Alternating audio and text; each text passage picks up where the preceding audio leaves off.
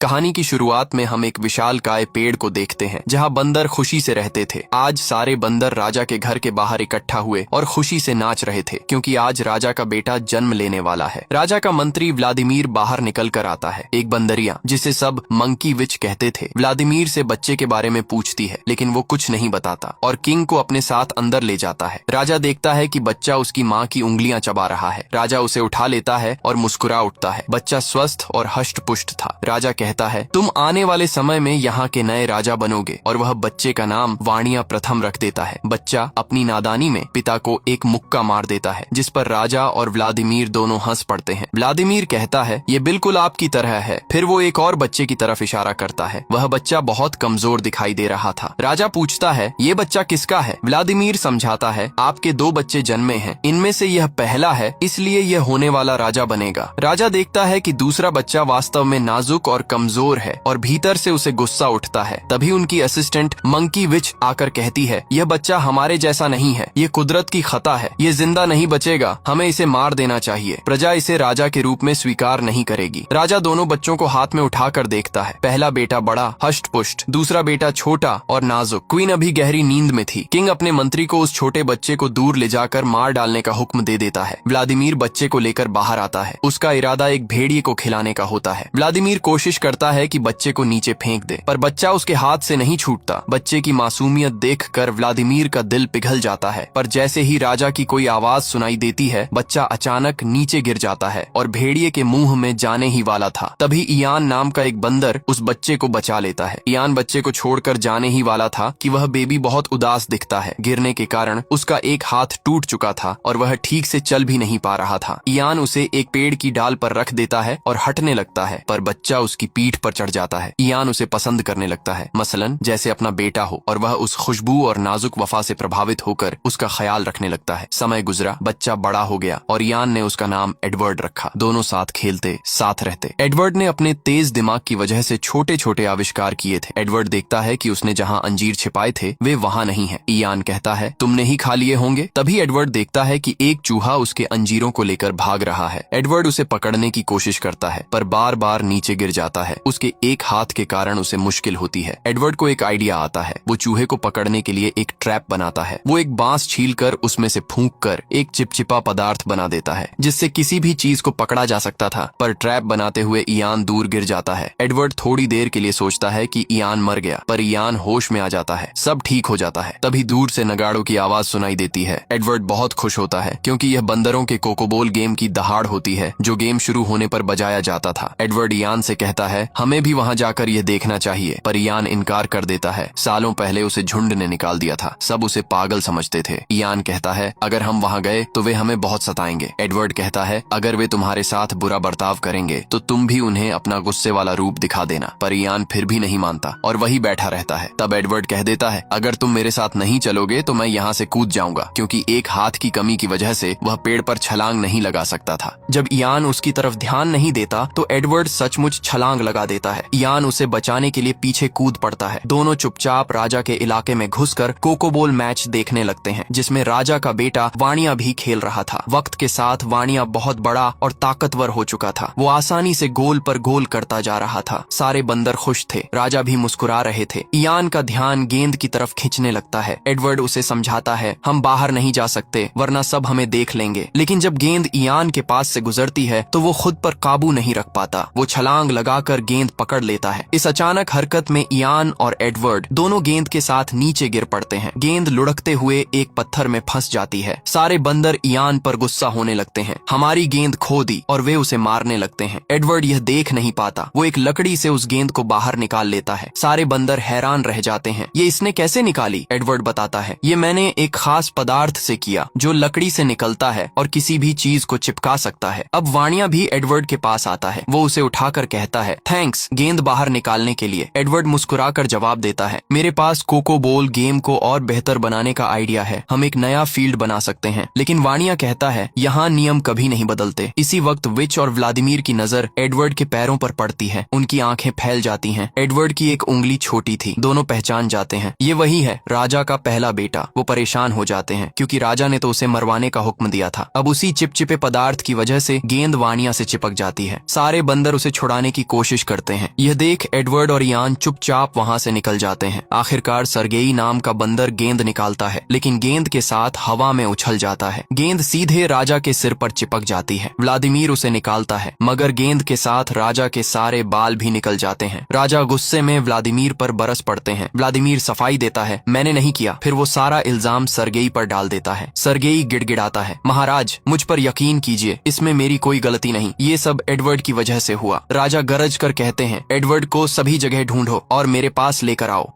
अगले दिन इयान एक डाल पर बैठा परिंदों को निहार रहा था। एडवर्ड उसके पास आता है और पूछता है, क्या तुम अब भी उस व्हाइट माउंटेन के बारे में सोचते हो जहाँ बहुत सारे पेड़ पौधे और जानवर रहते हैं, लेकिन ऐसी कोई जगह नहीं है, मैंने पहले भी तुम्हें बताया था। इयान नरम आवाज में कहता है, मेरी माँ वहीं रहती थी। एडवर्ड उसे समझाता है, तुम्हारी माँ कई साल पहले गुजर चुकी है, वो कभी वापस नहीं आएगी, तुम्हें इस बात को भूलना होगा। इयान आसमान की तरफ देखता है और कहता है, ये परिंदे व्हाइट माउंटेन की तरफ जा रहे हैं और ये बात मुझे परिंदों ने ही बताई। एडवर्ड उसकी बात पर यकीन नहीं करता। उसके दिल में भी यही बैठा था, इयान थोड़ा पागल है। तभी सर्गेई वहां आता है और कहता है, राजा ने तुम्हें बुलाया है। एडवर्ड ये सुनकर खुश हो जाता है, लेकिन इयान डर जाता है और नीचे छिप जाता है। एडवर्ड अकेला ही सर्गेई के साथ निकल पड़ता है। एडवर्ड राजा के सामने पहुंचता है। राजा पूछते हैं, तुम कौन हो? वो जवाब देता है, मेरा नाम एडवर्ड है, आप मुझे नहीं जानते क्योंकि मैं उत्तर की तरफ रहता हूँ, वहाँ मेरे और इयान के सिवा कोई नहीं है। इयान भी वहाँ आ जाता है क्योंकि उसे एडवर्ड की फिक्र थी। एडवर्ड झुक कर कहता है, महाराज आपसे मिलकर मुझे बेहद खुशी हुई। राजा ने एडवर्ड से कहा, मैंने सुना है तुम मैजिक करते हो। एडवर्ड मुस्कुराकर बोला, जादू जैसी कोई चीज नहीं होती हुजूर। ये सुनकर विच गुस्से से भर गई क्योंकि वो खुद जादू जानती थी, लेकिन राजा ने उसे डांट कर चुप करा दिया और एडवर्ड से उस ग्लू के बारे में पूछा। एडवर्ड ने आदाब के साथ जवाब दिया, ये मेरा एक इजाद है जिसे हर कोई कर सकता है। उसने इयान से लोटस का एक पत्ता मंगवाया और पेड़ की पत्तियों से राजा के लिए एक ताज बना दिया। राजा ताज पाकर खुश हुए, पूरी सभा दंग रह गई, सभी उस ताज की तारीफ करने लगे। इसी बीच वाणिया ने छुपकर विच को इशारा किया क्योंकि वो जानता था कि एडवर्ड उसका भाई है और उसे मारना चाहता था। विच इस काम को अंजाम देने के लिए चुपचाप निकल गई। अब एडवर्ड ने लोटस के पत्ते पर पानी डाला और वो आईने की तरह चमक उठा। वो राजा को पानी के पास ले गया और उनका प्रतिबिंब दिखाया। राजा अपनी शक्ल देखकर सहम गए। एडवर्ड ने नरमी से कहा, डरिए मत महाराज, ये आपका ही है जो पानी में नजर आ रहे हैं। राजा फिर से मुस्कुराए, खुश हुए। एडवर्ड ने बेलों से उनके लिए एक शानदार सिंहासन भी बना दिया। जब राजा उस पर बैठे तो उन्हें दूर दूर तक अपनी प्रजा दिखाई देने लगी। एडवर्ड उन्हें झूले की तरह झुलाने लगा। दूसरी तरफ विच अपने मंत्रों से टिड्डों का झुंड तैयार कर रही थी ताकि एडवर्ड को मार सके। वो टिड्डे एडवर्ड और बाकी बंदरों पर हमला करने लगे। एडवर्ड का पैर फिसला और वो राजा से टकरा गया। राजा चट्टान से नीचे गिर पड़े। सभी को लगा कि राजा मर चुके हैं। विच ने तुरंत इल्जाम एडवर्ड पर डाल दिया, इसी ने राजा को मारा है। वाणिया भी अपने मंसूबे के मुताबिक एडवर्ड को धक्का देकर नीचे गिरा देता है, लेकिन तभी राजा वापस लौट आते हैं। वो मरे नहीं थे। राजा ने गुस्से में वाणिया से पूछा, तुमने ऐसा क्यों किया? वाणिया बोला, वो आपको मारना चाहता था पिताजी, उसका मरना जरूरी था। राजा ने सख्ती से कहा, हमारे कायदे में कोई बंदर दूसरे बंदर को नहीं मार सकता। वाणिया ने ठंडी सांस लेकर जवाब दिया, क्या आपको यकीन है कि आपने कभी किसी बंदर को मरवाने का हुक्म नहीं दिया? ये सुनकर राजा चौंक गए। उन्होंने शक भरी निगाह से व्लादिमीर की तरफ देखा क्योंकि उन्हें लगा कि ये सब उसी ने वाणिया को बताया होगा। वाणिया वहाँ से चला गया। इस बीच छोटा सा बेबी बंदर डिएगो अपनी माँ से पूछता है, क्या एडवर्ड कभी वापस आएगा? माँ ने आह भरकर कहा, बेटा जो एक बार इस जगह से नीचे गिरता है वो कभी वापस नहीं आता। राजा भी गमगीन थे। उधर एडवर्ड कुल वृक्ष से नीचे गिरने की वजह से बुरी तरह जख्मी पड़ा था। वो ठीक से खड़ा तक नहीं हो पा रहा था। इयान उसके पास आया मगर नीचे नहीं उतरा क्योंकि बंदरों का यकीन था कि उस पेड़ में उनके कुल देवता रहते हैं और अगर कोई पेड़ छोड़ दे तो उसे सजा मिलती है। इयान उसकी मदद करने नहीं आ रहा तो एडवर्ड लरजते कदमों से आगे बढ़ा। तभी उसे दो शुतुरमुर्ग जैसे बड़े पक्षी नजर आए। भूख से बेहाल एडवर्ड ने उनसे फल मांगे लेकिन वो डर गए। एडवर्ड और आगे बढ़ा और पहली बार दो पैरों पर खड़ा हो गया। वो दो पैरों पर चल भी सकता था। इस नई खोज पर उसकी आंखें खुशी से चमक उठी। एडवर्ड को सामने कई जानवर नजर आने लगे मगर अचानक भेड़ियों का एक झुंड उसकी तरफ बढ़ने लगा। एडवर्ड उन शुतुरमुर्गों के साथ दौड़ पड़ा। पेड़ पर बैठे सारे बंदर दंग रह गए। एडवर्ड दो पैरों पर भाग रहा है। भागते भागते एडवर्ड गैंडों के झुंड तक पहुंचा। भेड़ियों से डरकर गैंडे भी एडवर्ड के पीछे दौड़ पड़े लेकिन एडवर्ड उन्हें गलती से उस पेड़ की तरफ ले आया जहां बंदर रहते थे। गैंडे पेड़ पर हमला करने लगे। उसी वक्त राजा वहां आ पहुंचे। उन्होंने अपनी ताकत से गैंडों को रोकने की कोशिश की लेकिन एक गैंडा एडवर्ड पर टूट पड़ा। राजा तुरंत उसके सामने आ गए एडवर्ड को बचाने के लिए क्योंकि अब उन्हें यकीन हो चुका था एडवर्ड उनका बेटा है। राजा की हालत बेहद खराब हो गई। उन्होंने भारी सांस लेते हुए कहा, एडवर्ड मैं तुमसे माफी चाहता हूँ, तुम मेरे बेटे हो लेकिन मैंने आज तक तुम्हें ये बात नहीं बताई। ये कहते ही राजा ने दम तोड़ दिया।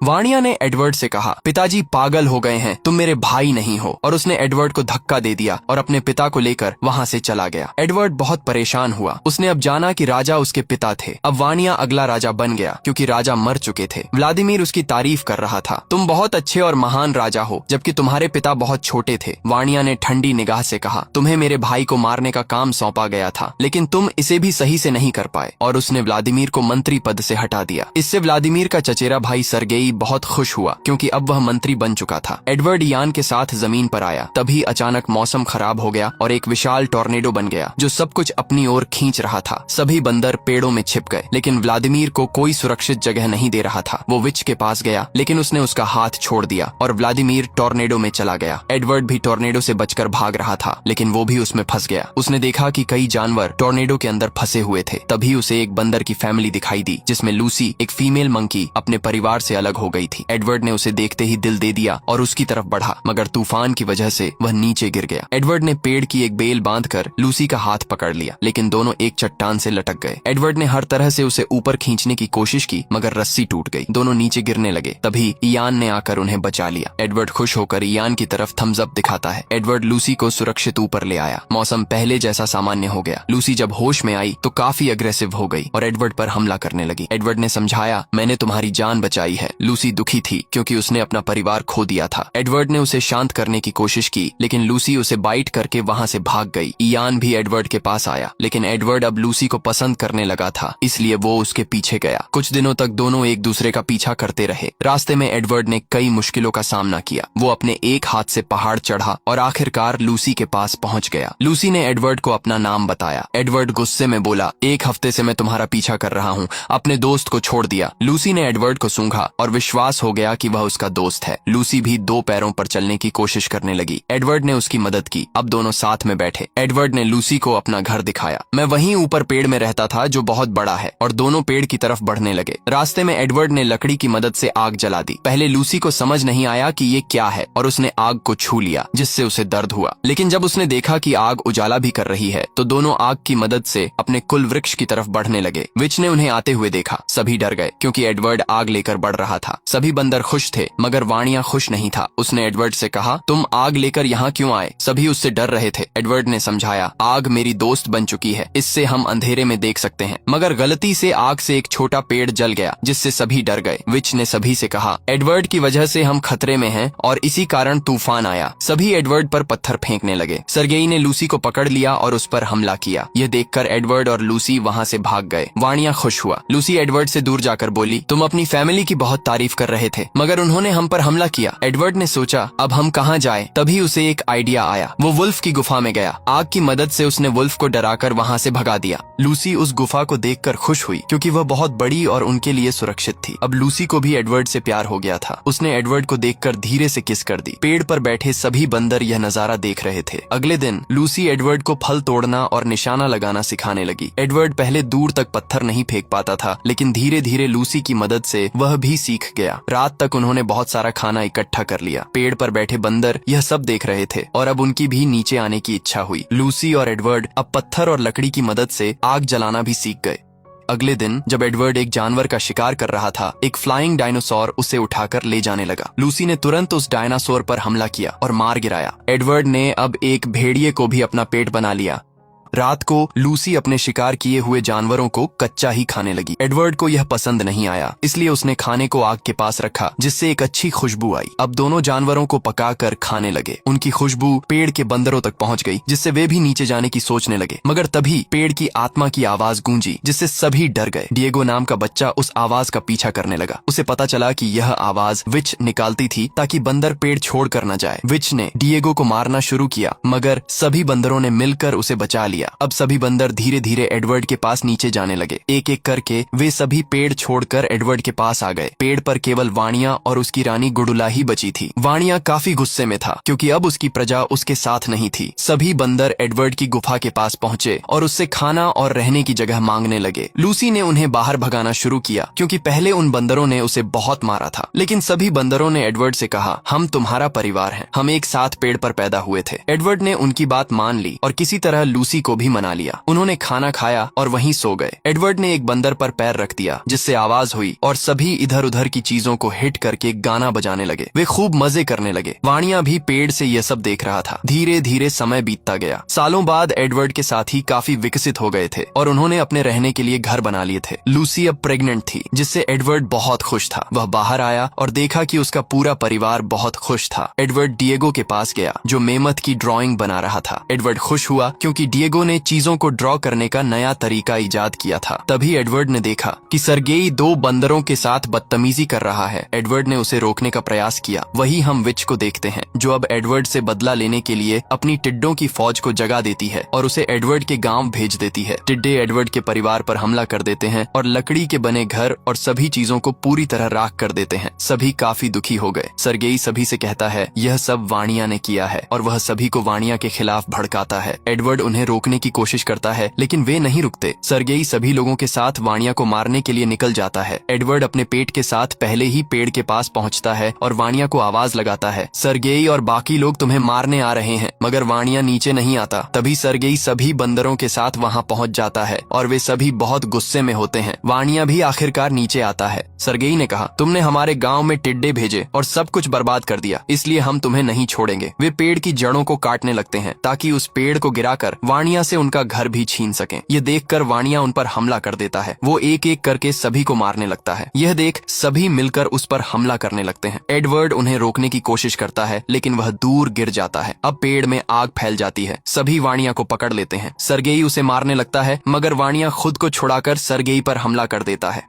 एडवर्ड देखता है कि गुडुला पेड़ पर फंसी हुई है। वह किसी तरह उसे नीचे लाकर बचा लेता है और वहां से दूर ले जाता है। मगर तभी एक लकड़ी एडवर्ड के ऊपर गिरती है और वह उसके नीचे दब जाता है। पेड़ की आग बहुत बढ़ चुकी थी इसलिए सभी वहां से भाग जाते हैं। एडवर्ड मदद के लिए वाणिया को बुलाता है। तभी पेड़ में ब्लास्ट होता है और विचेस भी मारी जाती हैं। लेकिन वाणिया एडवर्ड को बचाकर दूर ले आया था। अब सब कुछ राख हो चुका था। वाणिया बहुत दुखी था क्योंकि उनके पूर्वजों का पेड़ नष्ट हो गया था। एडवर्ड ने कहा, ये सब मेरी वजह से हुआ। वाणिया ने बताया, इसमें तुम्हारी कोई गलती नहीं थी। मैं सत्ता के लालच में अंधा हो गया था इसलिए तुम्हें मारना चाहा। एडवर्ड ने पूछा, तुमने मेरी जान क्यों बचाई? वाणिया दो पैरों पर खड़ा हुआ और कहा, तुम मेरे भाई हो। फिर दोनों गले मिलते हैं और बहुत खुश होते हैं। वहाँ बाकी सभी बंदर भी आ जाते हैं। लूसी एडवर्ड को जिंदा देखकर बहुत खुश होती है। सर्गेई सभी से कहता है, अब हमारे पास कुछ नहीं बचा। चारों तरफ रेगिस्तान है इसलिए हम ज्यादा समय तक जिंदा नहीं बचेंगे। सभी डर जाते हैं। एडवर्ड उन्हें शांत करने की कोशिश करता है लेकिन वे नहीं सुनते। तभी एडवर्ड की नजर कुछ पक्षियों पर जाती है जो पहाड़ों की तरफ उड़ रहे थे। वाणिया सभी को शांत करता है और एडवर्ड बताता है, मैं एक ऐसी जगह जानता हूँ जहाँ सभी के पास अलग अलग पेड़ होंगे, झरने होंगे और फल फ्रूट होंगे। सभी खुश हो जाते हैं। अब वे सभी पक्षियों के पीछे पीछे व्हाइट माउंटेन की तरफ बढ़ने लगते हैं जिसके बारे में इयान ने एडवर्ड को बताया था। काफी दिनों के सफर के बाद वे उस रोशनी के पार पहुँचते हैं जहाँ उन्हें एक खूबसूरत दुनिया दिखाई देती है। सभी इससे खुश होते हैं क्योंकि वहाँ चारों तरफ हरियाली और पानी था। इयान भी वहाँ पहले से ही मौजूद था और एडवर्ड उसे देखकर बहुत खुश होता है। इस कहानी में हमने देखा कि कैसे साहस, दोस्ती और परिवार का प्यार किसी भी अंधेरे को रोशनी में बदल सकता है। एडवर्ड और उसके दोस्तों ने न सिर्फ मुश्किलों का सामना किया बल्कि हमें यह भी सिखाया कि दिल से निभाई गई वफा और प्यार सबसे बड़ी ताकत होती है। अगर आपको यह कहानी पसंद आई और आपने एडवर्ड, लूसी और उनके दोस्तों की हिम्मत और संघर्ष को महसूस किया तो इस वीडियो को लाइक करना न भूलें। और हाँ, हमारे साथ जुड़ने के लिए चैनल को सब्सक्राइब करें और बेल आइकन दबाएं ताकि आप हमारी अगली रोमांचक और दिल को छू लेने वाली कहानी सबसे पहले देख सकें। याद रखिए, हर कहानी में एक संदेश होता है और हर संदेश हमें एक बेहतर दुनिया की ओर ले जाता है।